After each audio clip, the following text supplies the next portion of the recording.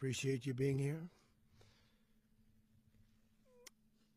Late last night and early today, at my direction, the United States Armed Forces conducted an extraordinary military operation in the capital of Venezuela. Overwhelming American military power, air, land, and sea, was used to launch a spectacular assault, and it was an assault like people have not seen since World War II. It was a force against a heavily fortified military fortress in the heart of Caracas to bring outlaw dictator Nicolas Maduro to justice. This was one of the most stunning, effective, and powerful displays of American military might and competence in American history. And if you think about it, we've done some other good ones, like the attack on Soleimani, the attack on al-Baghdadi, and the obliteration and decimation of the Iran nuclear sites just recently in an operation known as Midnight Hammer, all perfectly executed and done. No nation in the world could achieve what America achieved yesterday, or frankly, in just a short period of time. All Venezuelan military capacities were rendered powerless as the men and women of our military, working with U.S. law enforcement, successfully captured Maduro in the dead of night. It was dark. The lights of Caracas were largely turned off due to a certain expertise that we have.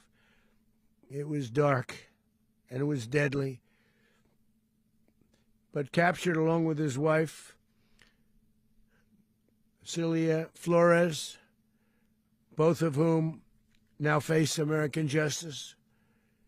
Maduro and Flores have been indicted in the Southern District of New York, it's Jay Clayton, for their campaign of deadly narco-terrorism against the United States and its citizens. I want to thank the men and women of our military who achieved such an extraordinary success overnight with breathtaking speed, power, precision, and competence. You rarely see anything like it. You've seen some raids in this country that didn't go so well. They were an embarrassment. If you look back to Afghanistan, or if you look back to the Jimmy Carter days, they were different days. We're a respected country again, like never before. These highly trained warriors, operating in collaboration with U.S. law enforcement, caught them in a very ready position. They were waiting for us. They knew we had many ships out in the sea, just sort of waiting. They knew we were coming. So they were in what's called a ready position. But they were completely overwhelmed and very quickly incapacitated. If you would have seen what I saw last night, you would have been very impressed. I'm not sure that you'll ever get to see it, but it was an incredible thing to see. Not a single American service member was killed, and not a single piece of American equipment was lost. We had many helicopters, many planes, many people involved in that fight. But think of that, not one piece of military equipment was lost, not one service member was, more importantly, killed. The United States military is the strongest and most fearsome military on the planet by far, with capabilities and skills our enemies can scarcely begin to imagine. We have the best equipment anywhere in the world. There's no equipment like what we have, and you see that even if you just look at the boats. You know, we've knocked out 97% of the drugs coming in by sea. 90%. Each boat kills on average 25,000 people. We knocked out 97%. And those drugs mostly come from a place called Venezuela. We're going to run the country until such time as we can do a safe, proper, and judicious transition. So we don't want to be involved with having somebody else get in, and we have the same situation that we had for the last long period of years. So we are going to run the country until such time as we can do a safe, proper, and judicious transition. And it has to be judicious because that's what we're all about. We want peace, liberty, and justice for the great people of Venezuela, and that includes many from Venezuela that are now living in the United States and want to go back to their country. It's their homeland. We can't take a chance that somebody else takes over Venezuela that doesn't have the good of the Venezuelan people in mind. We've had decades of that. We're not going to let that happen. We're there now, and what people don't understand, but they understand as I say this, we're there now, but we're going to stay until such time as the proper transition can take place. So we're going to stay until such time as we're going to run it, essentially, until such time as a proper transition can take place. As everyone knows, the oil business in Venezuela has been a bust, a total bust, for a long period of time. They were pumping almost nothing by comparison to what they could have been pumping and what could have taken place. We're going to have our very large United States oil companies, the biggest anywhere in the world, go in, spend billions of dollars, fix the badly broken infrastructure, the oil infrastructure, and start making money for the country. And we are ready to stage a second and much larger attack if we need to do so. So we were prepared to do a second wave if we needed to do so. We actually assumed that a second wave would be necessary, but now it's probably not. The first wave, if you'd like to call it that, the first attack was so successful, we probably don't have to do a second, but we're prepared to do a second wave, a much bigger wave, actually. This was pinpoint, but we have a much bigger wave that probably won't have to do.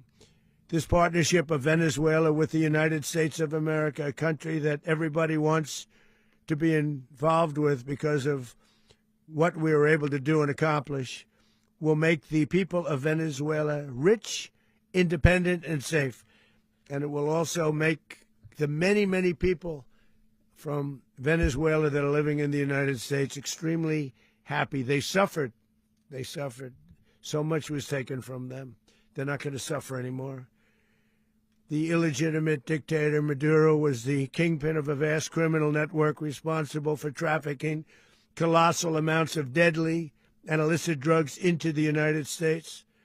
As alleged in the indictment, he personally oversaw the vicious cartel known as Cartel de las Solas, which flooded our nation with lethal poison, responsible for the deaths of countless Americans, the many, many Americans. Hundreds of thousands over the years of Americans died because of him. Maduro and his wife will soon face the full might of American justice and stand trial on American soil. Right now, they're on a ship. They'll be heading to, ultimately, New York, and then a decision will be made, I assume, between New York and Miami or Florida. But we have people where the overwhelming evidence of their crimes will be presented in a court of law. And I've seen it. I've seen what we have. It's both horrible and breathtaking that something like this could have been allowed to take place. For many years after his term as president of Venezuela expired, Maduro remained in power and waged a ceaseless campaign of violence, terror, and subversion against the United States of America, threatening not only our people, but the stability of the entire region. And you all saw it. In addition to trafficking gigantic amounts of illegal drugs that inflicted untold suffering and human destruction all over the country, all over, in particular the United States. Maduro sent savage and murderous gangs, including the bloodthirsty prison gang, Tren de Aragua, to terrorize American communities nationwide, and he did indeed. They were in Colorado. They took over apartment complexes. They cut the fingers off people if they called police. They were brutal, but they're not so brutal now. And I just have to congratulate our military, Pete, and everybody, and our National Guard, because the job that they've done, whether it's in Washington, D.C., where we have a totally safe city, where it was one of the most unsafe cities anywhere in the world, frankly, and now we have no crime in Washington, D.C. We haven't had a killing. We had the terrorist attack a few weeks ago, a little bit of a different kind of a threat, but we haven't had a killing in a long period of time, 6-7 months. We used to have on average two a week in Washington, our capital. We don't have that anymore. The restaurants are opening. Everyone's happy. They're going, they're walking their daughters, they're walking their children, their wives. They walk to restaurants. Restaurants are opening all over Washington, D.C. So I want to thank the National Guard. I want to thank our military. And I want to thank law enforcement. It's been amazing. And they should do it with more cities. We're doing it, as you know, and we're doing it in Memphis, Tennessee right now, and crime is down. We've just sort of started a few weeks ago, but crime is down now 77%. And the governor of Louisiana called, great person, and he wanted us to help him, as you know, in a certain very nice part of Louisiana. And we have done that. And it was a rough section, and we have crime down. I understand it's down to almost nothing already after 2.5 weeks. New Orleans, it's down to almost nothing, and we've only been there for 2.5 weeks. Can't imagine why governors wouldn't want us to help.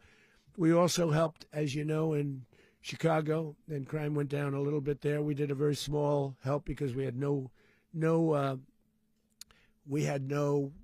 working ability with the governor. The governor was a disaster, and the mayor was a disaster, but it knocked down crime. But we're pulling out of there. When they need us, we'll know. You'll know. You'll be writing about it. And likewise, Los Angeles, where we saved Los Angeles early on, where the head of the police department made a statement that if the federal government didn't come in, we would have lost Los Angeles. That's long after the fires. That's when they had the riots in Los Angeles. We did a great job. Got no credit for it whatsoever, but that's okay. It doesn't matter. We don't need the credit. But we'll be pulling out when they need us. They'll call, or we'll go back if we have to. We'll go back. But we did a great job in various cities.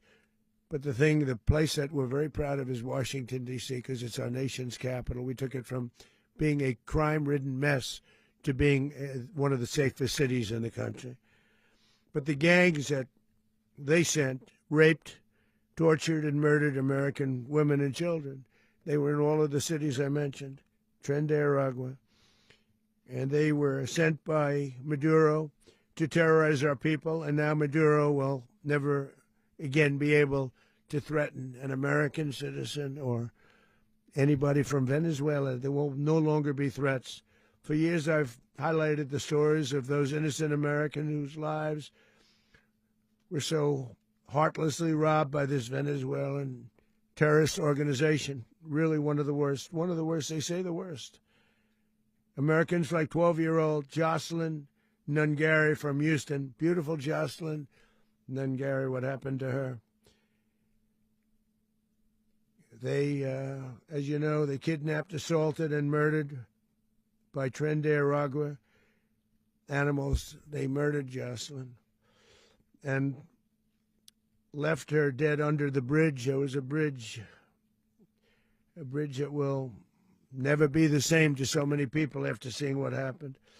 As I've said many times, the Maduro regime emptied out their prisons, sent their worst and most violent monsters into the United States to steal American lives. And they came from mental institutions and insane asylums. They came from prisons and jails. The reason I say both, they sound similar. Actually, prisons a little bit more hostile, a little bit tougher. A mental institution isn't as tough as an insane asylum, but we got them both. They sent from their mental institutions. They sent from their jails, prisons. They were drug dealers. They were drug kingpins. They sent everybody bad into the United States, but no longer. And we have now a border where nobody gets through.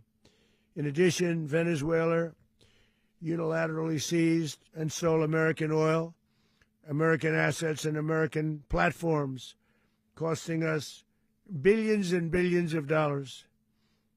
They did this a while ago, but we never had a president that did anything about it. They took all of our property. It was our property. We built it. And we never had a president that decided to do anything about it. Instead, they fought wars that were 10,000 miles away. We built Venezuela oil industry with American talent, drive, and skill, and the socialist regime stole it from us during those previous administrations, and they stole it through force. This constituted one of the largest thefts of American property in the history of our country. Considered the largest theft of property in the history of our country. Massive oil infrastructure was taken like we were babies, so we didn't do anything about it. I would have done something about it. America will never allow foreign powers to rob our people or drive us back into and out of our own hemisphere. That's what they did. Furthermore, under the now deposed dictator Maduro, Venezuela was increasingly hosting foreign adversaries in our region and acquiring menacing offensive weapons that could threaten U.S. interests and lives. And they used those weapons last night. Potentially in league with the cartels operating along our border. All of these actions were in gross violation of the core principles of American foreign policy, dating back more than 2 centuries, and not anymore. All the way back, it dated to the Monroe Doctrines, and the Monroe Doctrine is a big deal, but we've superseded it by a lot, by a real lot. They now call it the Monroe Document. I don't know. It's Monroe Doctrine. We sort of forgot about it. It was very important, but we forgot about it. We don't forget about it anymore. Under our new national security strategy, American dominance in the Western Hemisphere will never be questioned again. Won't happen. So just in concluding, for decades, other administrations have neglected or even contributed to these growing security threats in the Western Hemisphere. Under the Trump administration, we are reasserting American power in a very powerful way in our home region. And our home region is very different than it was just a short while ago. The future will be, and we did this in my first term. We had great dominance in my first term, and we have far greater dominance right now. Everyone's coming back to us. The future will be determined by the ability to protect commerce and territory and resources that are core to national security. These are core to our national security. Just like tariffs they've made our country rich, and they've made our national security stronger than ever before. But these are the iron laws that have always determined global power.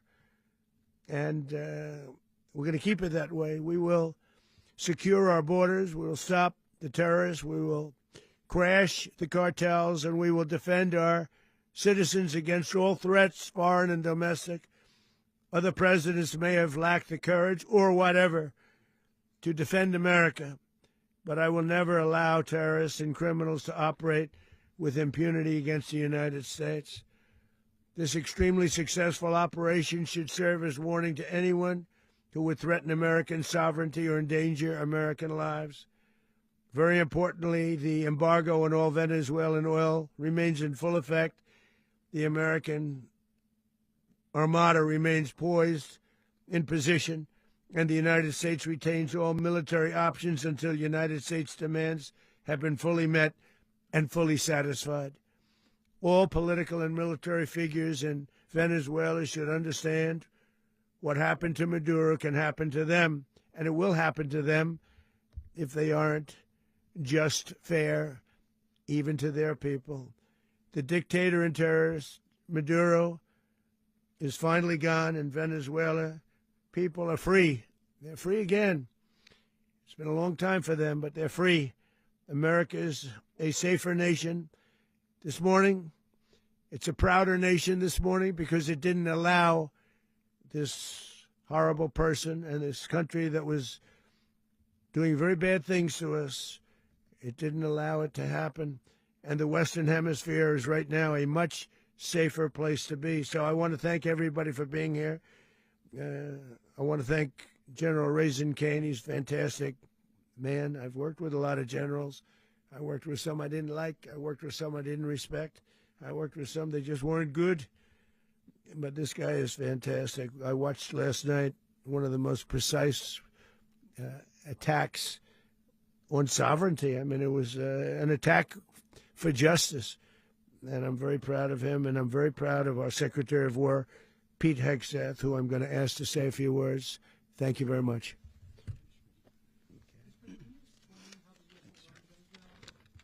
Well, thank you, Mr. President. Finally, a commander-in-chief the world respects and the American people deserve. And as the President said, words can barely capture the bravery and the power and the precision of this historic operation. A massive joint military and law enforcement raid flawlessly executed by the greatest Americans our country has to offer.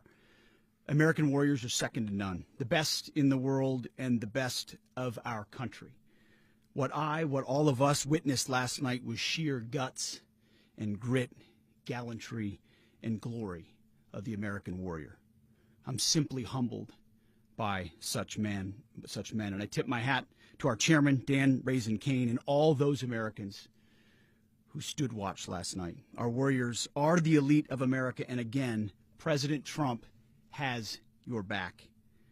No other country on planet Earth, and it's not even close, could pull this kind of operation off. And no other president has ever shown this kind of leadership, courage, and resolve, the most powerful combination the world has ever seen. As the President said, our adversaries remain on notice. America can project our will anywhere, anytime. The coordination, the stealth, the lethality, the precision, the very long arm of American justice, all on full display in the middle of the night. Nicolas Maduro had his chance, just like Iran had their chance, until they didn't and until he didn't. He effed around, and he found out. President Trump is deadly serious about stopping the flow of gangs and violence to our country. Deadly serious about stopping the flow of drugs and poison to our people. Deadly serious about getting back the oil that was stolen from us. And deadly serious about reestablishing American deterrence and dominance in the Western Hemisphere. This is about the safety, security, freedom, and prosperity of the American people. This is America first. This is peace through strength. And the United States War Department is proud to help deliver it. Welcome to 2026. And under President Trump, America is back. I'd like to welcome now our chairman, Chairman Raisin Kane, to give a few more details about the operation. Mr. Chairman. Thank you, Mr. Secretary. Thank you, Mr. President, and good morning. Last night, on the order of the President of the United States and in support of a request from the Department of Justice, as the President said, the United States military conducted an apprehension mission in Caracas, Venezuela, to bring to justice two indicted persons, Nicolas and Cecilia Maduro. This operation, known as Operation Absolute Resolve, was discreet, precise, and conducted during the darkest hours of January 2nd and was the culmination of months of planning and rehearsal, an operation that, frankly, only the United States military could undertake. What I'd like to do this morning is talk to you through some of the preparation and the details without compromising any of our tactics, techniques, and procedures. There is always a chance that we'll be tasked to do this type of mission again. Our interagency work began months ago and built on decades of experience of integrating complex air, ground, space, and maritime operations.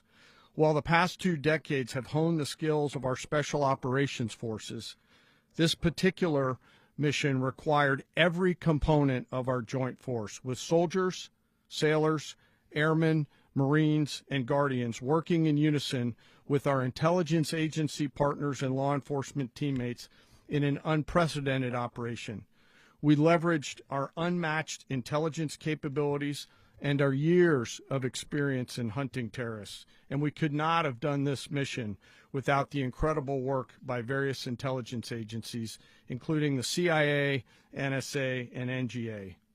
We watched, we waited, we prepared, we remained patient and professional. This mission was meticulously planned, drawing lessons from decades of missions over the last many years, many missions over these last many years.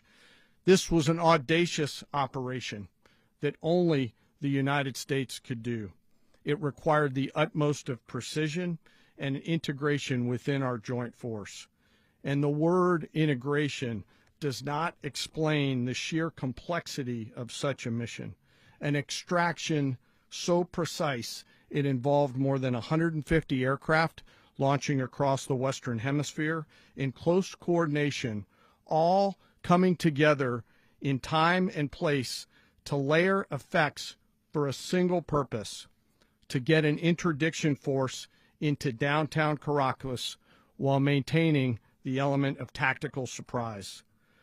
Failure of one component of this well-oiled machine would have endangered the entire mission, and failure is never an option for America's joint force. Those in the air over Caracas last night were willing to give their lives for those on the ground and in the helicopters. Let me talk a little bit about the preparation.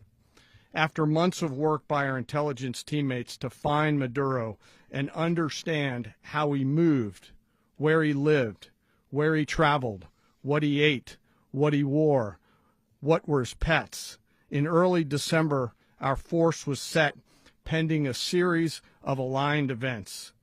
Key was choosing the right day to minimize the potential for civilian harm and maximize the element of surprise, and minimize the harm to the indicted personnel so, as the president said, they could be brought to justice. And as the president said earlier today, weather in Venezuela is always a factor this time of the year. And over the weeks through Christmas and New Year's, the men and women of the United States military sat ready, patiently waiting for the right triggers to be met and the president to order us into action. Last night, the weather broke just enough, clearing a path that only the most skilled aviators in the world could maneuver through. Ocean, mountain, low cloud ceilings, but when tasked with a mission, this organization does not quit.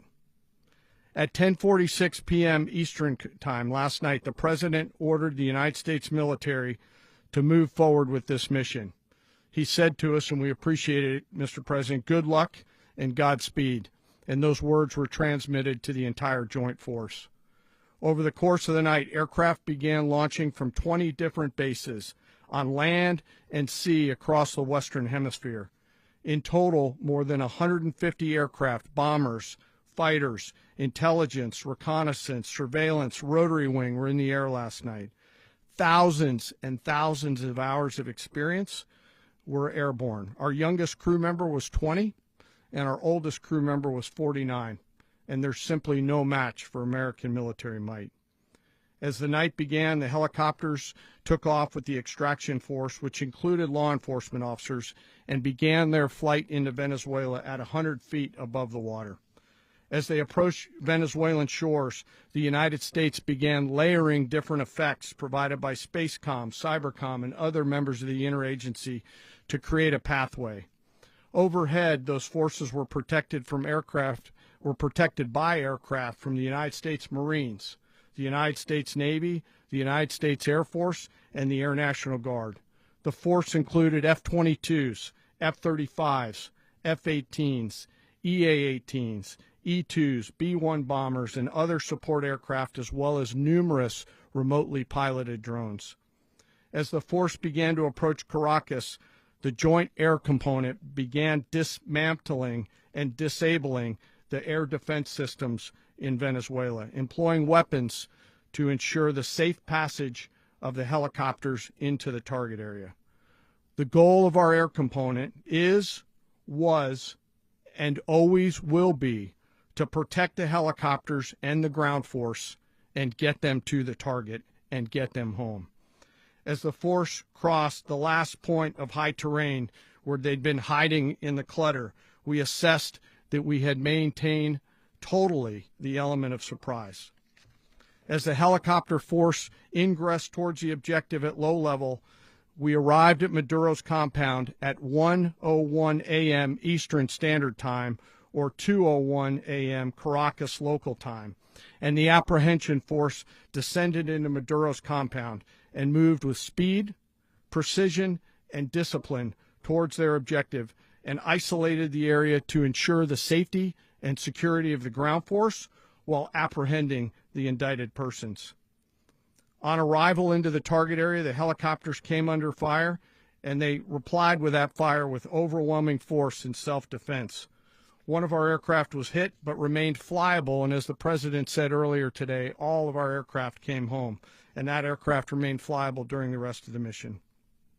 As the operation unfolded at the compound, our air and ground intelligence teams provided real-time updates to the ground force, ensuring those forces could safely navigate the complex environment without unnecessary risk.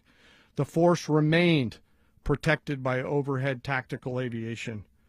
Maduro and his wife, both indicted, gave up and were taken into custody by the Department of Justice, assisted by our incredible U.S. military with professionalism and precision, with no loss of U.S. life.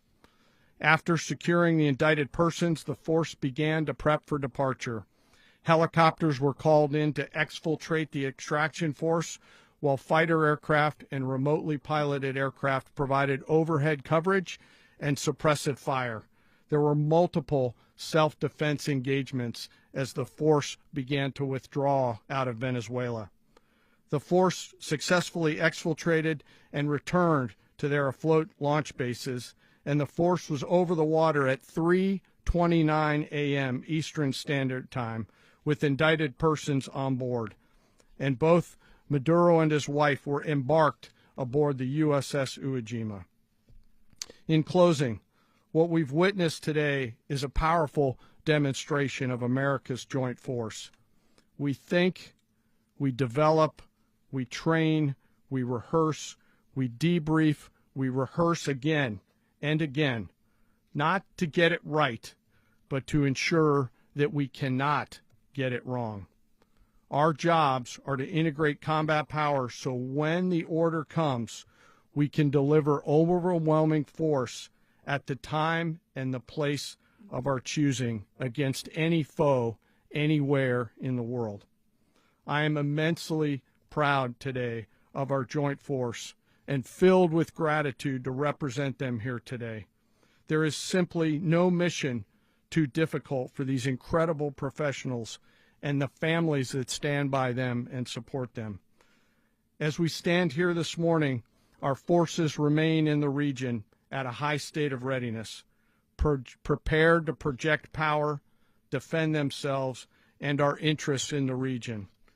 This operation is a testament to the dedication and unwavering commitment to justice and our resolve to hold accountable those who threaten peace and stability. In closing, I want to express my heartfelt gratitude to the brave men and women who executed this mission. Their courage and tireless commitment to our nation are what makes us strong. Thank you, Mr. Secretary, and thank you, Mr. President. Well, I don't have much to add to what you've heard now, other than the following points. Nicolas Maduro was indicted in 2020 in the United States.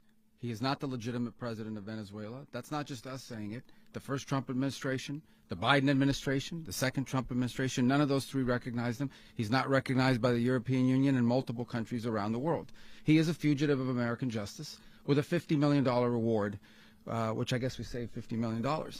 And Make sure. yeah, exactly. But Don't let anybody claim it. Nobody deserves it but us. But I want to be clear about one thing. Nicolas Maduro had multiple opportunities to avoid this. He was provided multiple very, very, very generous offers and chose instead to act like a wild man, chose instead to play around. And the result is what we saw tonight. The other message here is the following. You have a guy, like many people around the world, they like to play games. You have a guy who decides he's going to invite Iran into his country, is going to, do the confiscation of American oil companies, is going to flood our country with gang members, is going to take Americans prisoner and try to hold them for hostage and trade them like he was able to do with the Biden administration. Basically likes to play games all this time and thinks nothing's going to happen. And I hope what people now understand is that we have a president. The 47th president of the United States is not a game player. When he tells you that he's going to do something, when he tells you he's going to address a problem, he means it. He actions it. I can tell you, I've watched this process now for 14, 15 years, been around it. Everybody talks. I'm going to do this. I'm going to do that. When I get there, we're going to do this. We're going to take. This is a president of action. Like, I don't understand yet how they haven't figured this out. And now, if you don't know, now you know. Because this is the way it's going to play out. And I think people need to understand that this is not a president that just talks and does letters and press conferences. And, if he says he's serious about something, he means it. And this is something that was a direct threat to the national interest of the United States, and the president addressed it. There's a president of peace, by the way. I told you what I just said earlier. This guy had multiple opportunities to find his way somewhere else and figure out another. He could have been living somewhere else right now, very happy, but instead he wanted to play big boy. And so now, he's got other sets of problems on his hands. And but I think the message here should be for the world. Look, the president doesn't go out looking for people to pick fights with. He's not generally wants to get along with everybody. We'll talk and meet with anybody, but don't play games. Don't play games with this president's in office, because it's not going to turn out well. And so I hope that I guess that lesson was learned last night, and we hope it'll be instructive moving forward. Is that a message for Cuba, Mr. President?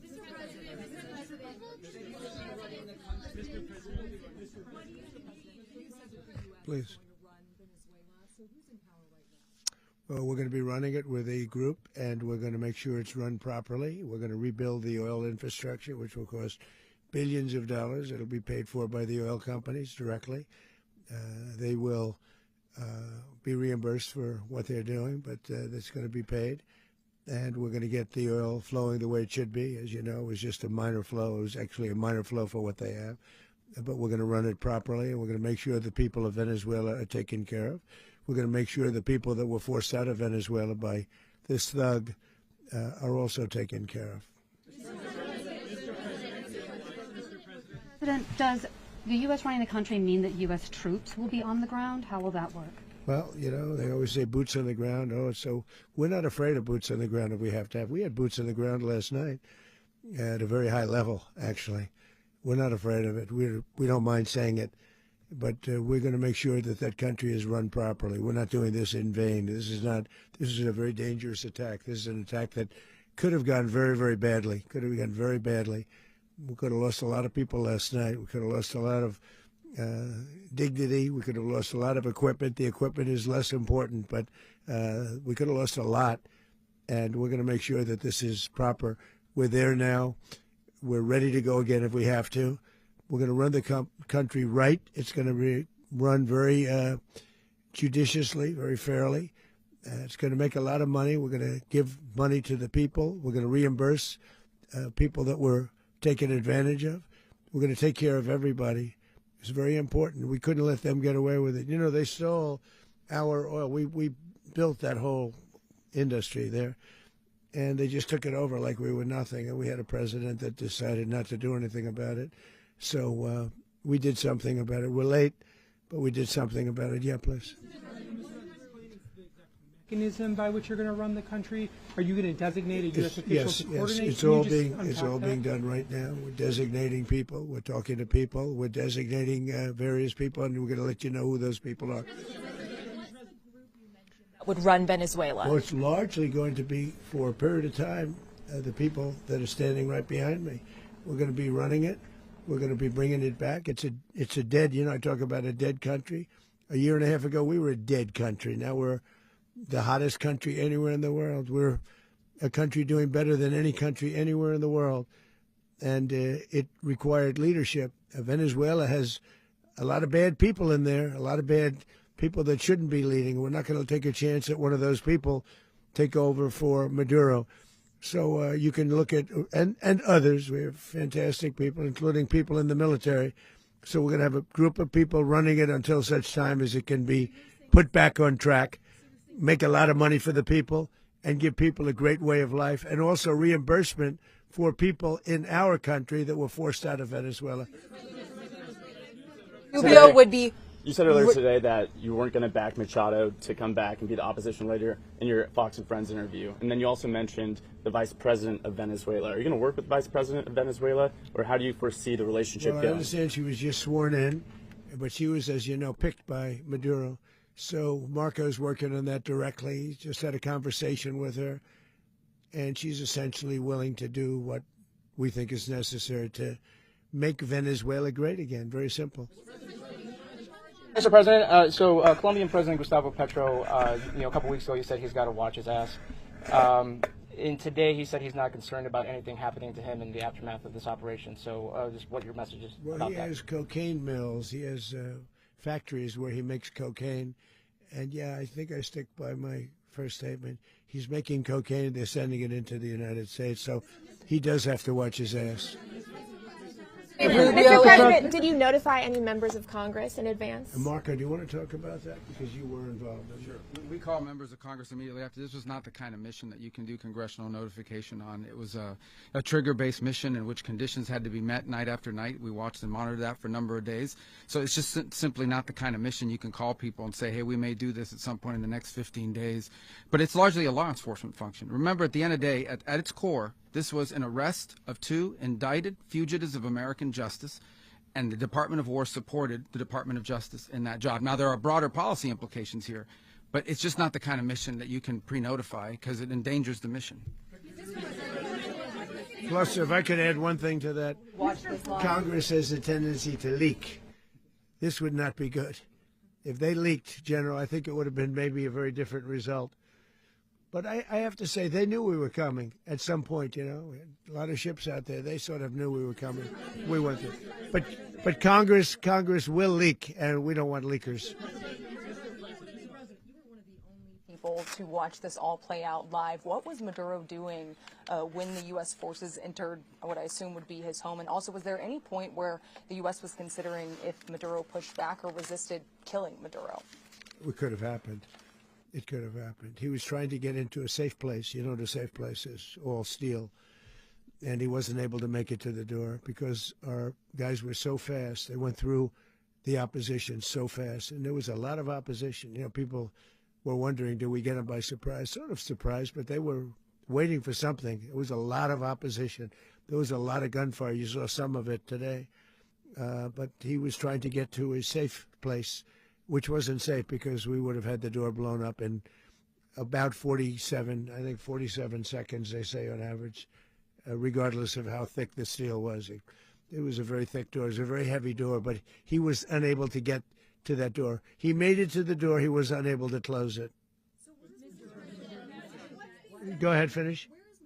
To be in the time being right now. Do you know his exact Well, whereabouts? eventually, ultimately, in the near future, he's going to be brought to New York. And where is he going to be held? Where is he going to be held in New York? Do you know? That's going to be up to the officials that do these things. Mr. President, the U.S. has something of a mixed track record of ousting dictators without necessarily a plan for what comes afterwards. Not with Did me. that weigh on your decision? Well, that's when we had different presidents, but with me, that's not true. With me, we've had a perfect track record of winning. We win a lot, and we win. If you look at Soleimani, you look at al-Baghdadi, you look at the Midnight Hammer. Midnight Hammer was incredible. Right now, you wouldn't have peace in the Middle East. We have essentially peace in the Middle East because of that. If we weren't successful with Midnight Hammer, you wouldn't have peace in the Middle East. So, with me, you've had a lot of victory. You've had only victories. You've had no losses. Yeah.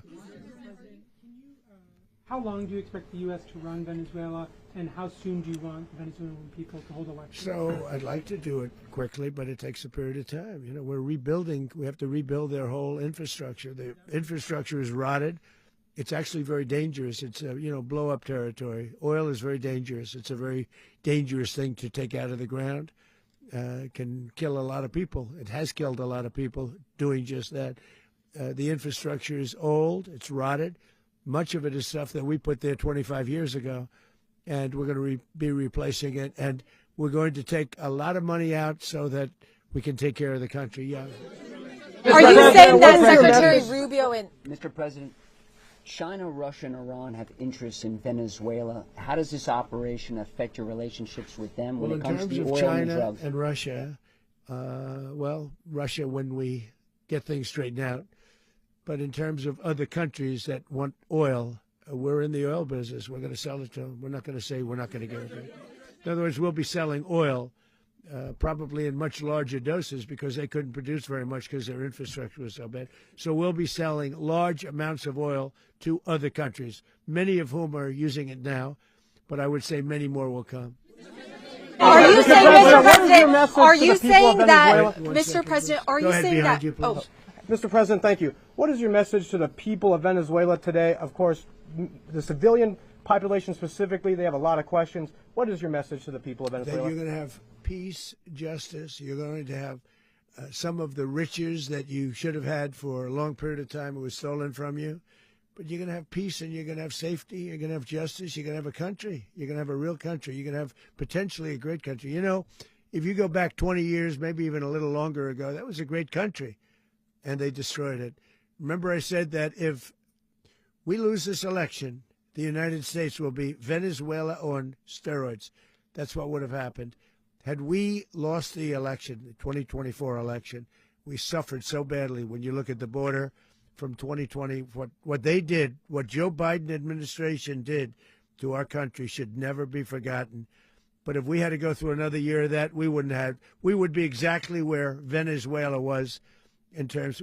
I used to say, if they win, we're going to be Venezuela on steroids, and that's what would have happened. President, thank you. Are you saying that Secretary Hegseth and Rubio are going to be running Venezuela, and will you be sending in U.S. military troops to provide? They're going to be a team that's working with the people of Venezuela to make sure that we have Venezuela right. Because for us to just leave, who's going to take over? I mean, there is nobody to take over. You have a vice president who's been appointed by Maduro. And right now she's the vice president, and she's, I guess, the president. She was sworn as president just a little while ago.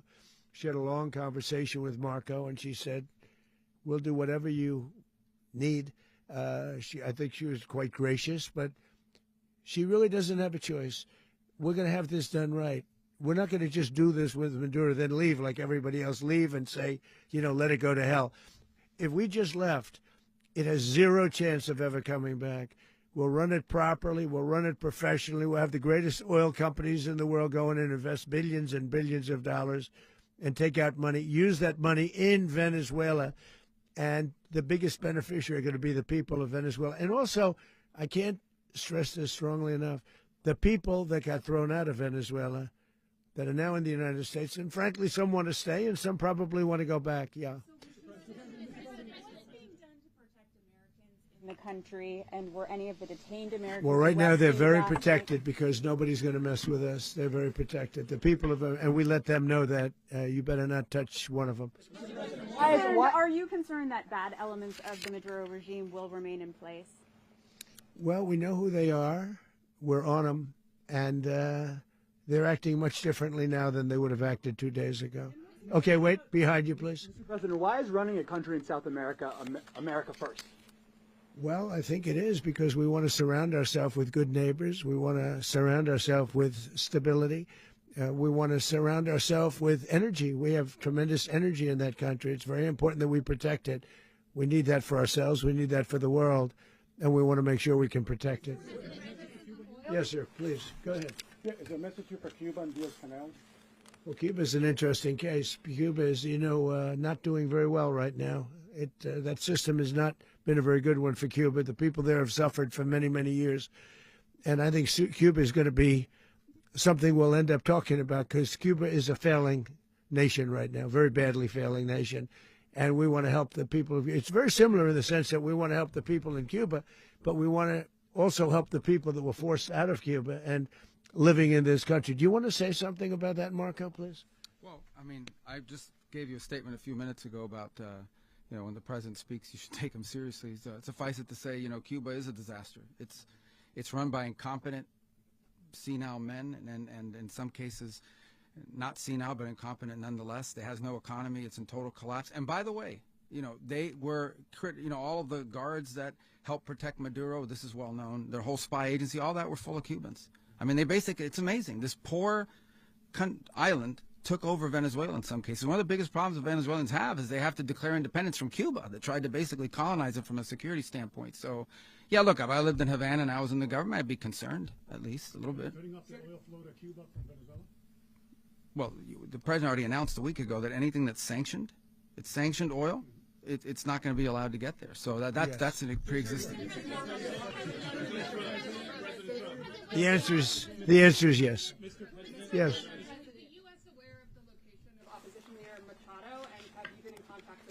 No, we haven't. No, we haven't. Mr. President. Mr. President, on Monday. Oh, I think it would be very tough for her to be the leader. She doesn't have the support within or the respect within the country. She's a very nice woman, but she doesn't have the respect. Mr. President, is it possible that the U.S. ends up administrating Venezuela for years? You know, well, you know, it won't cost us anything because the money coming out of the ground is very substantial. So it's not going to cost us anything. We will. Well, we want safety there. We want to be surrounded by countries that aren't housing all of our enemies all over the world. That's what was happening, and you don't want to have that. But we're going to be rebuilding, and we're not spending money. The oil companies are going to go in. They're going to spend money. We're going to take back the oil that, frankly, we should have taken back a long time ago. A lot of money is coming out of the ground. We're going to get reimbursed for all of that. We're going to get reimbursed for everything that we spend. So it's going to be a very important. This is a very big evening that took place last night. We have to be surrounded by safe, secure countries, and we also have to have energy. Very important. We have to have energy that's real energy, not where they're getting 4% and 5% of the energy out of the ground. You take a look. It was such a disaster. So what's going to happen with Venezuela, I think, over the next period of a year, is going to be a great thing, and the people of Venezuela will be the biggest beneficiaries. Going to send in the U.S. military. Mr. President, thank you. What did you last speak to Maduro about when you spoke? And is the Well, I don't want to get into the Venezuela? conversations, but I did have conversations with him, and I said, you got to surrender. And I actually thought he was pretty close to doing so, but now he wished he did, yeah. You said that Maduro is responsible for drug trafficking. You recently pardoned the former president of Honduras, who was convicted of many drug trafficking. Can you explain how these two situations are different? And would you ever pardon Maduro? I endorsed, as you know, the winning president, the man who won in Honduras. I endorsed the man who won in Chile. I endorsed the man who won in Argentina. And we are doing very well with that whole group. What the man that I pardoned was, if you could equate it to us, he was treated like the Biden administration treated a man named Trump. That didn't work out too well for them. This was a man who was persecuted very unfairly. He was the head of the country. He was persecuted very unfairly. And there are a number of them. And we felt that it was a very unfair situation that happened to him. He's also a party member of the man who won. So obviously the people liked what I did. And one of the reasons that was done is because of the fact that the party in power felt very strongly that that man was treated very badly.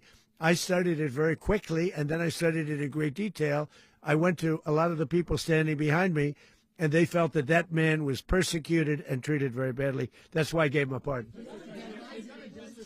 You referenced boots on the ground earlier. Can you just sort of button this up? Do you envision the U.S. military having a presence in Venezuela as the U.S. runs that country? No, we're going to have a presence in Venezuela as it pertains to oil, because we have to have, we're sending our expertise in.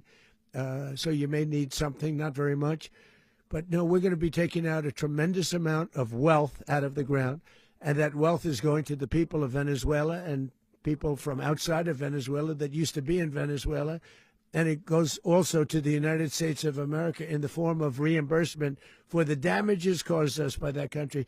So I want to thank you all very much. Thank you. Do you have one? Yes, please. You were so nice before. I'm going to give you the final question. Go ahead. Thank you, Mr. Unless President. it's a bad question. In It's which about case, Putin. I'll go one word. It's about who? It's about Putin, if you want. About Putin. Well, Okay. that's always nice You had to a talk phone- about Putin. You had a phone call with him Yeah. on Monday. Did he talk at all about Maduro? Did y'all talk about this? No, we didn't. And We then- never spoke about Maduro. Are you mad at him right now? I mean, there's this I'm not intelligence. thrilled with Putin. I'm not thrilled with Putin. He's killing too many people. I thought that would be so. I settled 8 1/4 war. You know what the 1/4 was? Thailand and Cambodia. I did it again. They broke out, and I did it in about 5 hours, and I settled it. I'm giving myself 1/4, so I'm up to now 8 1/4. In other words, I settled the war, but then they broke out. They had a pretty bad breakout over the last 4 days. I got them to go back to peace, so I only give 1/4. I thought the easiest one would be, one of the easier ones would be Russia, Ukraine. It's not, and they both have done some pretty bad things. And look, that's Biden's war. That's not my war. But I want to stop the lives. Did you see where last month 30,000? It was 27,000 the month before. 30,000, mostly soldiers, were killed this last month. 30,000. I want to stop that. You know, I got NATO to pay 5% instead of the 2% that they weren't paying. They weren't paying 2, now they pay 5. And we send them a lot of munitions. We send them a lot of things, missiles and various other things, a lot. And they pay. The United States is not losing money. We're probably making money on that. It's the last thing I care about. I just want to stop all those people. We're losing 25, 30,000 human beings. They come from 2 places that are very far away. But if I can stop, because it's something I've been pretty good at doing, deals, I guess. It's all a deal. Life is a big deal. But if I can stop that war and stop 30,000 young people, in addition to the fact that people are being killed in Kiev, people are being killed in other cities throughout, a much smaller number, but they're being killed, viciously killed. So I'm not happy about it. I thought that would be something that would get solved. We have Mr. Witkoff here. I think that we're making progress, but that's a war that should have never happened. If I were president, it would have never happened. Putin says it. Everybody says it. If I were president, that would have never happened. But I inherited that war. That was Joe Biden, Zelensky, and Putin. I came into the situation, and it's a mess. And I will say this. I watched an operation last night that was so precise, that was so brilliant. I mean, it was incredible. If we had our people, like this general and our people involved, that war would not have gone on very long, that I can tell you. That war, to use an old term, that war has become a bloodbath, and we want it to get stopped. Thank you very much, everybody.